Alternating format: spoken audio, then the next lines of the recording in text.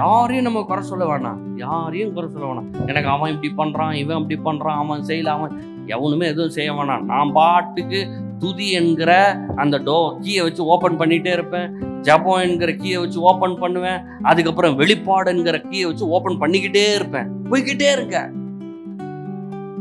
இந்த பூமியில ஒரு நாள் கூட நீங்க வியாதியோட வாழ வேண்டிய அவசியமே கிடையாது. ஒவ்வொரு நாளும் சுகத்தோட வாழலாம். எப்படி தெரியுமா? சுகம் தேவனுடைய சித்தம் என்பதை வெளிப்பாடாக பெற்றுக்கொள்ளுங்கள். துதிங்க, சுகத்துக்காக ஸ்தோத்திரம், உடம்பு உச்சந்தரம் உள்ள அவங்க வரைக்கும் பலன் இருக்கு, சுகம் இருக்கு, ஆரோக்கியம் இருக்கு. அதை சொல்லுங்க, துதி செய்யுங்க, ஜபம் செய்யுங்க.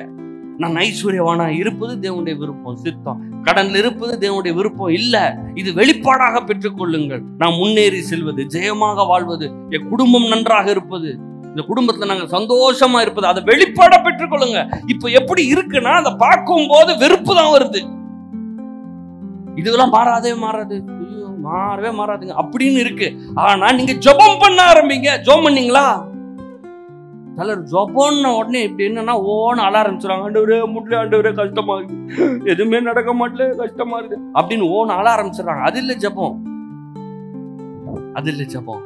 எனக்கு என்ன வேணுமோ நான் பேசுறேன், அது நடந்து முடிஞ்சதாக எண்ணி ஆண்டவரை துதிக்கிறேன், சந்தோஷமா இருக்கேன். ஓன்னு ஆர்ப்பரிக்கிறது தான் துதிக்கிறது.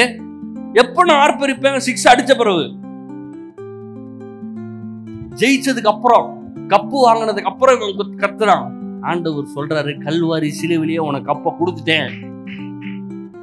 உங்க எல்லாருக்கும் ஆண்டவர் கல்வாரி சிலுவையில ஏற்கனவே கப்பை கொடுத்துட்டாரு, ஜெயத்தை கொடுத்துட்டாரு. நீங்க தோற்று போனவர்கள் அல்ல. இந்த பூமியிலே நீங்கள் ஒரு நாளும் தோற்று போனவர்கள். உங்க ஊரெல்லாம் உங்களை பார்த்து நீ தோத்து போயிட்டேன்னு சொல்லலாம். ஆனா இன்னைக்கு நான் சொல்றேன், இந்த வேதத்தின் அதிகாரத்துல இருந்து நான் சொல்றேன், நீங்கள் தோற்றவர்கள், நீங்கள் ஜெயித்தவர்கள். ஏன் தெரியுமா? ஜெயத்தை கொடுத்த கிறிஸ்து உங்களுக்குள் வாசம் செய்கிறார்.